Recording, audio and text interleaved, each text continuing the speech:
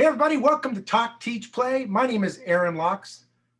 I am the founder and CEO of the National Academy of Athletics, and I'm excited to talk to you today, once again, bringing you the chat, everything youth sports. But our topic today is basically the best methods for coaching or teaching children. And I'm very blessed to have VJ Stanley with us today. Hey, VJ. Aaron, thanks for having us.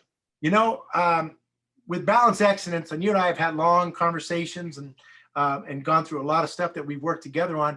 I kind of wanted to let you kind of give a little bit of your background so they can kind of see where it comes from. Because I think when they hear you're an old hockey coach, they're going to go, oh, geez, what is this guy bringing? But they might be surprised when you actually open your mouth and give them some loving, wonderful details. So can you share with them a little bit? Well, I've been coaching since 1974. I am the youngest coach in the history of high school hockey. I was a recruited Division I athlete, played one game at Clarkson, but I've coached multiple sports, well over 20 years. I've been on 2 youth boards. I've written 3 books.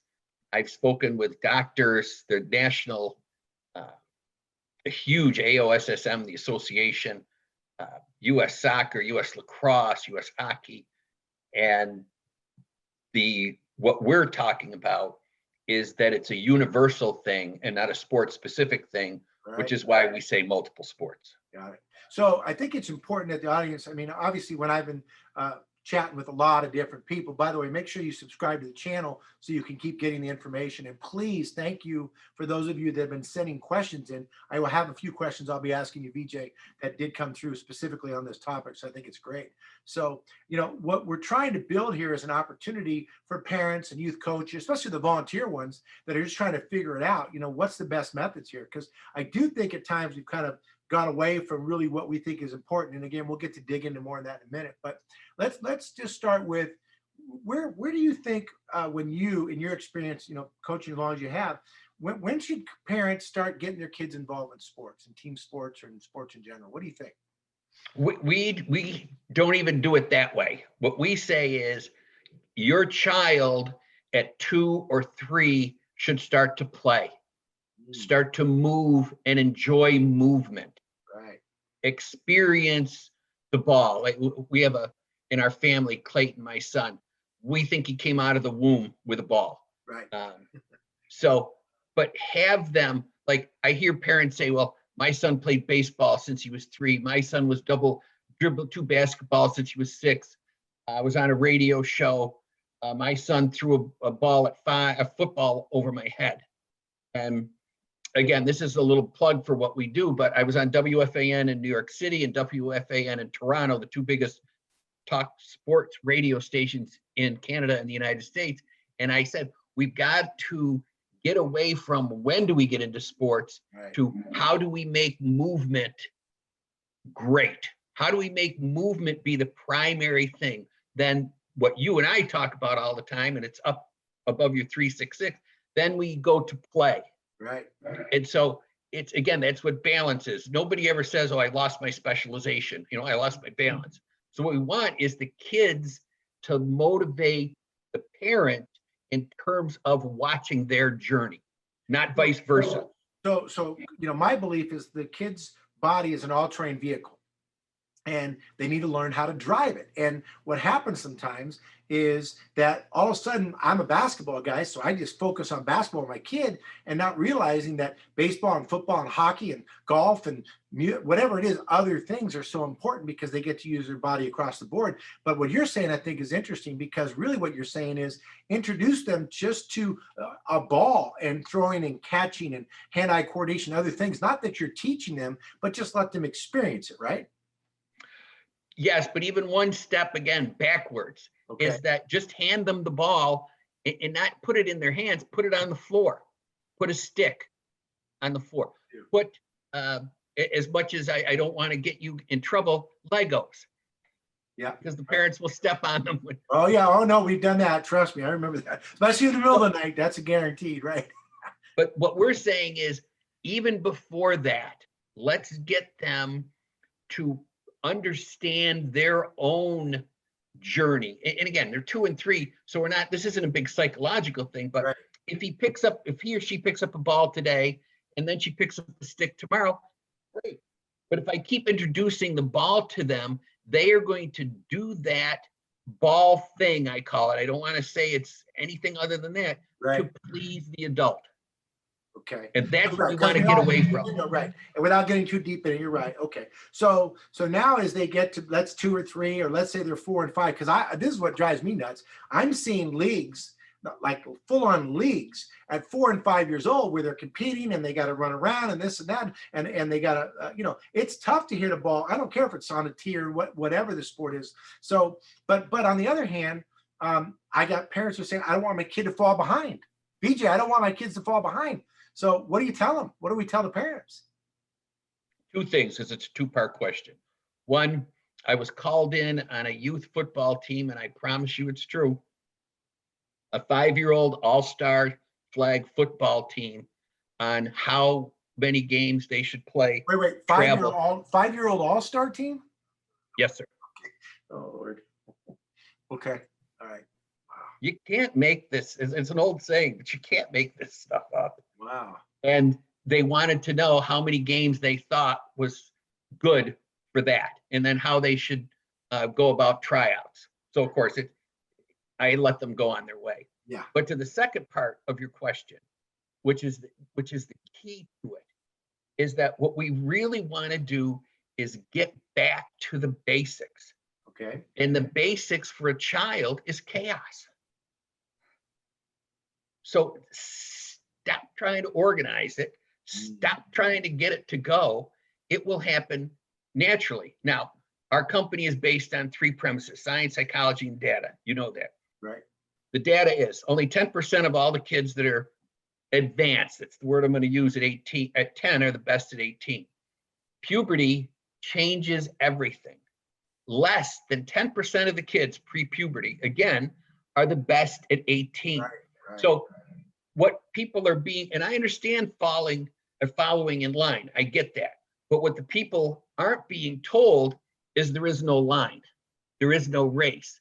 Right. So what we're saying is we get these kids active and liking stuff, and then 14, 15, and 16, they start to blossom. And we can prove this with multiple professional athletes. Right. Well, and I know in over in Europe, I've seen a lot of it too, where they've literally had the kids do all different kinds of stuff. They don't keep score, all these different factors. And then when it gets to a certain age, maybe it's 13, 14, whatever it is, because right, mentally they're prepared and they've kind of got an aptitude and, like you say, puberty and all the other factors, then they start to funnel them into certain areas where they may want to go. But it's really all based on one word. So when I start, what are the best methods for teaching?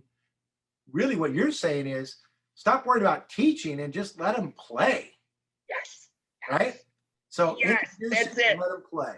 That's it. We're done. All right, interview over. We hit a home run. That's it, parents. Okay, so if that's the case, because I agree. Let me give you one more piece of data quickly. Please do. Yeah. Sweden is less than 1/2 of 1% behind Canada per capita for putting players in the NHL. Think of the size of the two countries. Yeah, right.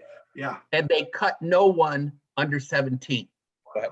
Yeah. Well, again, it's because it truly is for the love of the game, right? Okay. So as we go love of play, let's stay with play. Yeah, no, that's what I'm saying. Yeah. So if you're getting kids involved, because to me, what I've always done is I've always made a rule to myself was 2 things. One, and tell me if I'm doing right or wrong. One is when my kids were young, I'd say, do you want to play this? When it was time, because we got to sign up, you're 9, it's time to play, whatever. Do you want to play this? Yes. Okay. Second thing I did was I said, why? My daughter, right? My son was a baseball player, one of his sports. His mom was a big time softball player. So I said, all right, what's your why? Why do you want to play? You know what she said? What do you think the reason? She said she wanted the matching uniform. And that's the cool. outfit. The outfit. She won the outfit. So we got her the outfit, and then she ended up being pretty good, which is fun. But again, we found her why. So do you want to do this? What's your why? And then one thing I did, which again, maybe I didn't right, let me know, is I always got them to some sort of instruction before they went to play in the season. Let me tell you why. because I felt it was important if they had some understanding of the game, understanding of the rules, understanding of how to hold the bat, where to run, etc. They at least would have a chance to be more comfortable. Because here's my fear, and I see it a lot. Hey, let's sign them up for a sport. So now we sign up for a sport. They get 3 one-hour practices, which is all supposed to be fun. And then they go to the game, and all of a sudden they're keeping score. They're making rules. You got to know where to go. And all of a sudden the pressure's on, and that becomes a negative, over-stimulating experience. My kids did very well playing lots of sports all the way through school. And the reason was, I believe, is that this whole method that I use. So did I do okay? What do you think?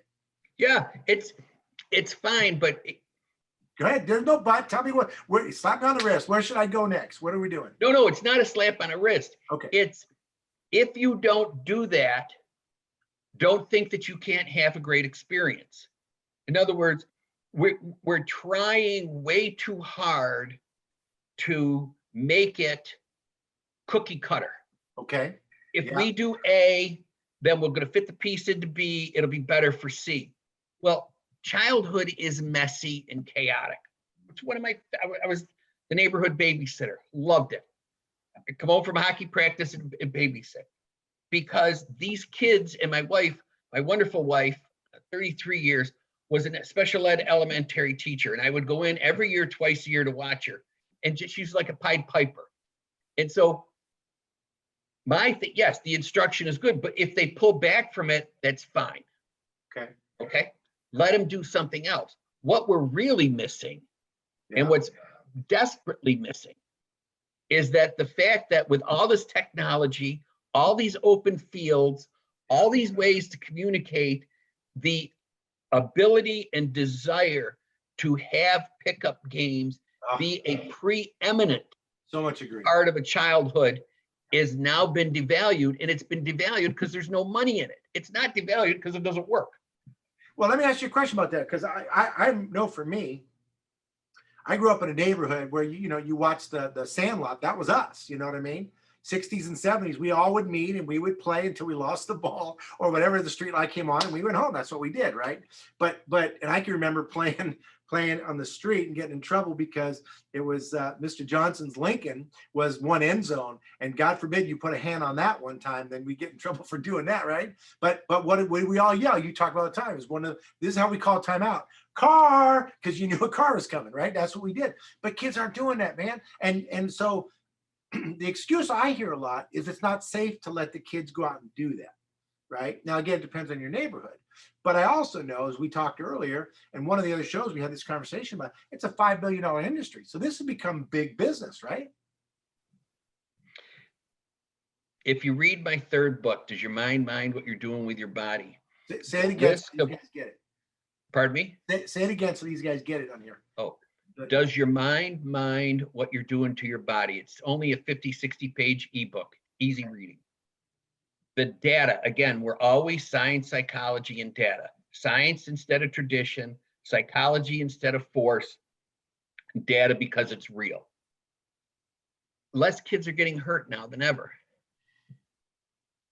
When the young boy got, and I'm sorry to turn this dark, but it's something your people really need to hear, is when that young boy in New York City went out to play to the playground that his mom left and got kidnapped by the guy down the street, and it made the national headlines, right. Turned everything into fear. Right. And then the playgrounds became dangerous. Now we couldn't have even dirt on them. We had to have rubber pads and all this stuff. But the data does not support this. Right. And what we do at Balance Excellence is we walk people through this. And if you go through the continuum, nobody is staying with these people en masse so that they have this kind of support throughout their childhood's development.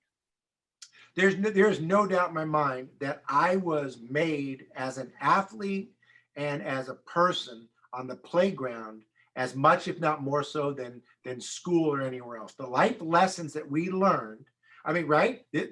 We decide we're going to play a game, and guess what?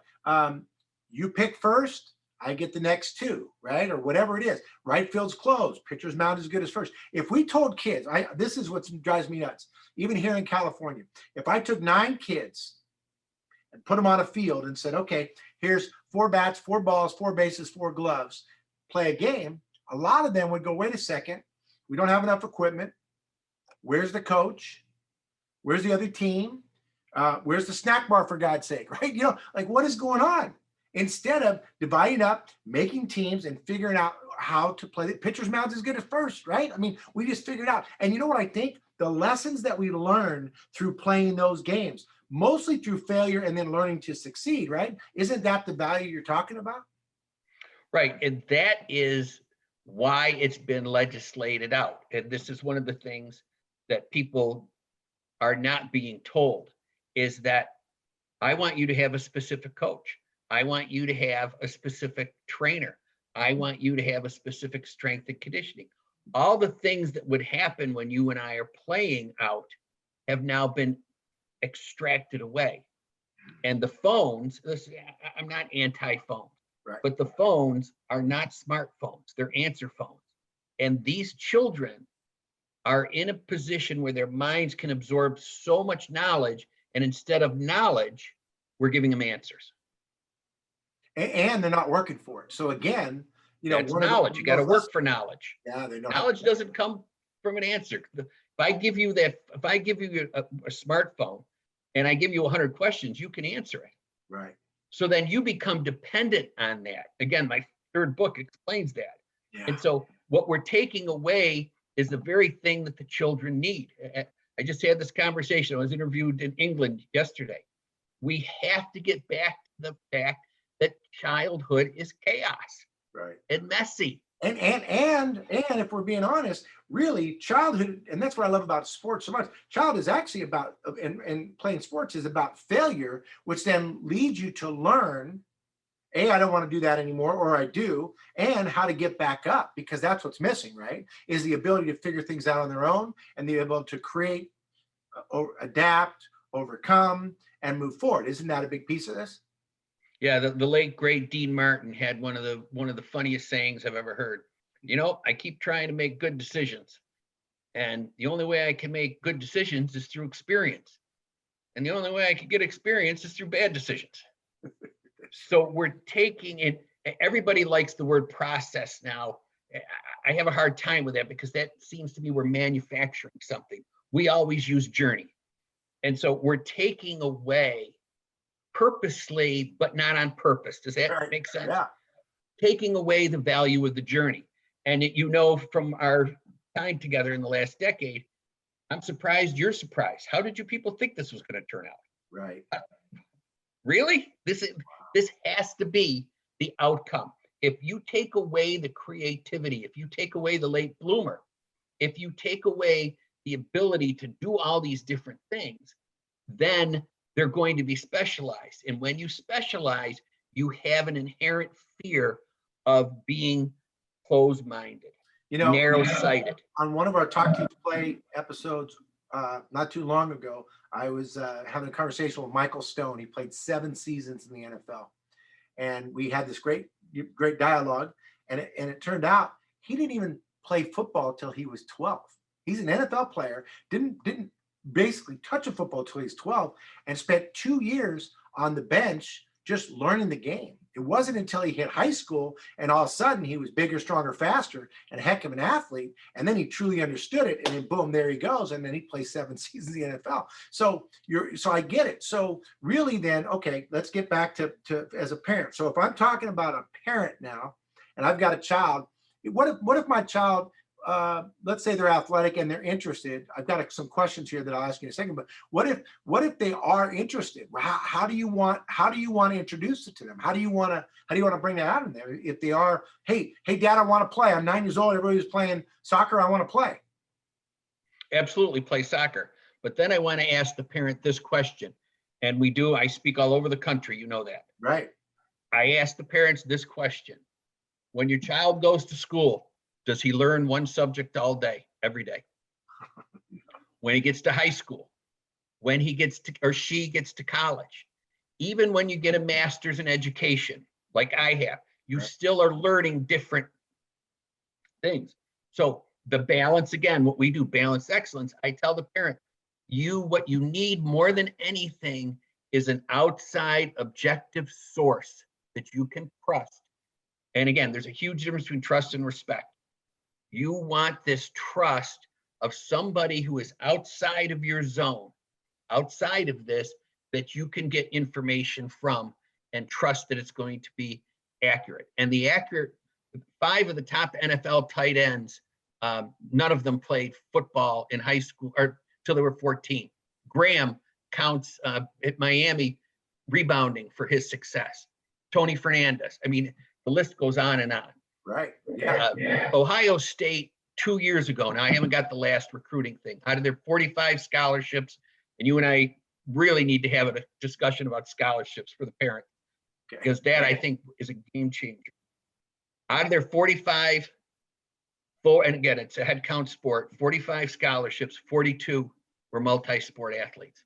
You know, Scott Matson from a recruit, helps kids understand the process, and then that he came in and helped us out. We did in fact, make sure you subscribe or look back through this if you're looking for this, because you'll find that. And he talked about that same thing.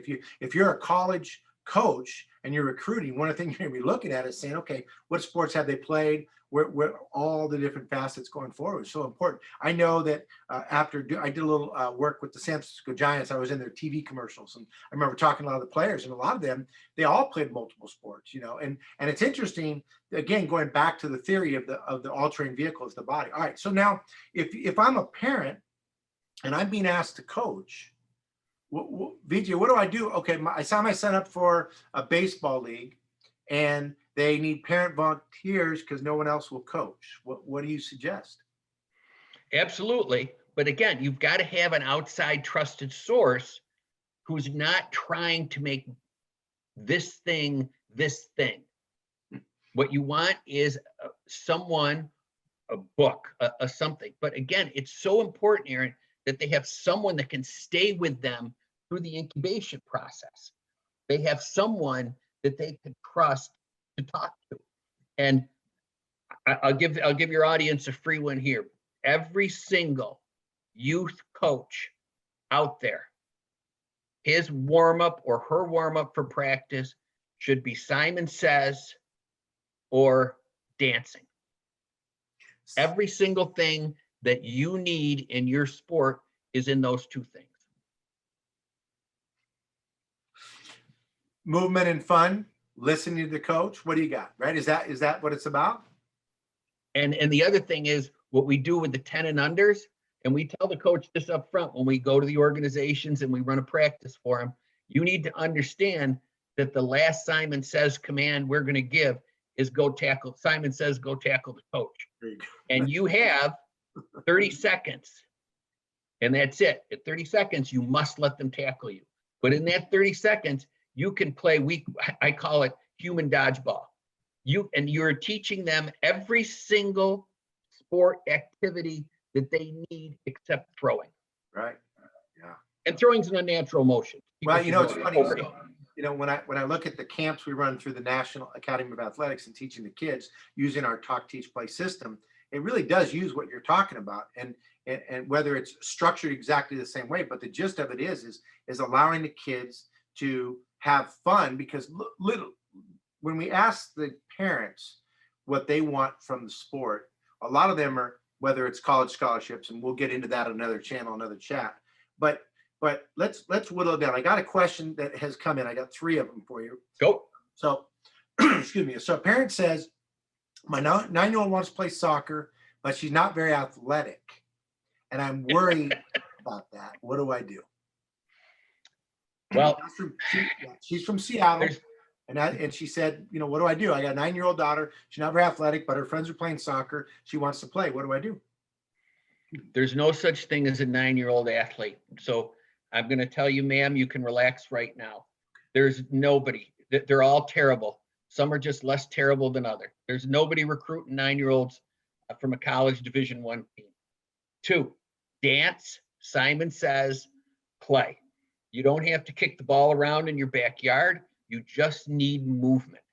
Just for a 9-year-old, just because they're so interested in pleasing the adult, okay, and making sure, and this goes to from birth and all this psychology thing. But they're so dependent on adults and so trying to please them that she wants to play with her friends. Let her play with her friends. So can you help her kick a ball better at a 9-year-old? Of course not. You can help her dance. You can help her do Simon Says. You can help her run around and play tag. You can do all these things, and she will get better. You know, Because one thing that I remember that helped me, which is interesting thinking back at my mom, because she said she was a good runner. Okay, great, mom. But I remember that when she would walk us down to Tam Valley School, she would rebound the ball for me when I was shooting, but she wouldn't coach me. She wouldn't try to teach me. All she did is just pass the ball back to me. And it was interesting as I think about it, it's some of my best one-on-one memories with my mom, right? That's the whole point. We're so interested in teaching versus learning. Let them learn. Let them gain knowledge. Let them fail. Let them experience this thing. 6 to 1, because of the way the brain synapses fires, you should say 6 positive things to your child for every 1 negative, without exception. That's a scientific. So when you're doing directions and corrections, because you want to, at the National Academy of Athletics, we talk about creating confidence, optimism, and personal growth. And through doing that, like you said, it's all positive reinforcement. And when you say, okay, let's try this, instead of, no, you're not doing it right, we're basically saying, hey, let's try this. And so we're kind of guiding them through that process. I like that. All right, another question. Hold on. When she does the dance and the Simon Says, though, Aaron, she's actually getting better at soccer without feeling the pressure to get better at soccer. Okay. And now she's getting better at life. We're going to have people reach out. I guarantee they're coming for me. So we're going to have to get them some videos or some, so they can kind of see, because I agree with you. Again, it goes back to just playing I mean, I tell everybody, playing tag is one of the best things kids can do. We do ball tag and all kind of versions of that at camp, because we want the kids, because obviously learning to control your body and move and bend and all those type of things are so important. So good. Things I can't do as much as I used to. All right. San Diego, my son is gung-ho about playing baseball. He wants to do it year round, but again, he's only 10 years old. I'm trying to get him to do other things. What do I do? His buddies are starting to plan a travel team. Okay. First of all, I like ice cream a lot. You know that. We have a special place here. People email me when they come to town because there's 10 franchises. They don't pay me, so I don't mention their name. I can't eat it every day. It's not healthy. So I asked this person, what's your favorite food? Me, it's steak. I'm a steak eater. Okay. So for this, say this person's favorite food is steak. You're not going to eat steak every day. Right. 10-year-olds change their mind hourly with what they want to do. The reason they want to do this is because their friends are doing it. Right. These friends that they have are not going to necessarily be their friends 10 years from now. So we've got to think in the future. Again, everything is specialization and now. And when we say at Balanced Excellence, that's not balance. And if it's not contributing to balance, it's not going to be good for your child long term. So we say he's going to play baseball, wants to play baseball every day. First of all, you're the parent, so you need to take charge because it's not healthy for him. Right. You can go to our website and our YouTube channels, and all these pediatricians will tell you. But more importantly, give me, Aaron, now you as the host, give me 3 things you can do outside of baseball that make you good at baseball. In terms of like playing, well, if you play. Yeah, if you play. And we haven't rehearsed this, people. Right. So if you're throwing a football back and forth, it's going to help you with your baseball, right? 1. Any kind of running or playing tag or games or anything like that. 2. Good. And I would say, I'm trying to think of something that would help with batting, something with hand-eye coordination. I don't know what that would be, but maybe something with hand-eye coordination. Throwing a Frisbee. Yeah, there you go. Okay. So we have the answers, but we're being programmed to think this way because it fits the channel. It makes you stay in line. And what we're saying is, no, the data doesn't support it. The science doesn't support it. The psychology doesn't support it. Only the money supports it. So, my answer, would be if your son wants to do it, I'd make sure, because I think what we got to do is it's the trade-off. It's like you said, okay, ice cream, you want ice cream for dessert. We're not going to have ice cream for breakfast, right? We got to find when's the right time to healthily do it. I do like the concept of allowing them to play with their friends, and I get it, but I agree with you because, pretty much like I was reading a while back, and I don't have the exact number, but whether it's 200% or 300% with a number, Tommy John surgeries in Major League Baseball have gone up in the last 25 years, ridiculous amounts. Well, why? Because kids at 9, 10, 11, 12, even 13 are playing year round. They're wearing their bodies out, right? Now, I've also heard the scenario where, like, we had a group that we worked with, and then they had this whole group. They were really, really good. 6 of the kids got college scholarships for soccer. Only 1 played past their freshman year. They're like, I'm done with this. I played since I was, this age, and they're done with it. They're burned out. So I think it's a good one to kind of pick your spot. All right, let me give you one more. This one is from. Hold on one second, Aaron. Those soccer scholarships are called equivalency sports. I would be willing to bet not one of those child got a full ride. But right, fair enough. Yeah, absolutely. Yeah, right, I'd exactly. be in there. Yep, no, that's a good point. Go. So this is actually from Windsor, which is near where I live. It says, my child is playing sports so much, we are always on the go. Is this a good thing? He plays soccer, basketball, and lacrosse. Would you be asking me the question if it was a good thing? Right? See, you already know the answer. So what we say over and over again, having the family together at the dinner table. We had our kids make dinner. My wife can attest to this. Every Friday night, sometimes we didn't eat till 9 o'clock. They started at 12 and 14. Everything more, again, my second book, Less is More, The Truth About Youth and High School Sports. Let's go with less. And I want to say this to the parent. If everybody is doing this, there's still only a limited amount of scholarships. Right. Injuries have quadrupled. Diabetes, suicide, all these negative things are happening. Maybe, just maybe, there is a different path. Right. We have doctors, we have surgeons, we have athletic trainers, we have strength and conditioning coaches. This thing where we're going, and sports psychologists, child psychologists, is not healthy for your child. Right. And yes, you're right. They are going to fall behind. And yes, they are going to sometimes lose their spot. But what you have is a program where you're having to pay for friends. Just remember that. I think of it often in my life, in my journey, and I think because I was able to play for the love of the game, truly all the different sports, I still played competitive basketball at over 50 years old, right? Not very well, but I did play.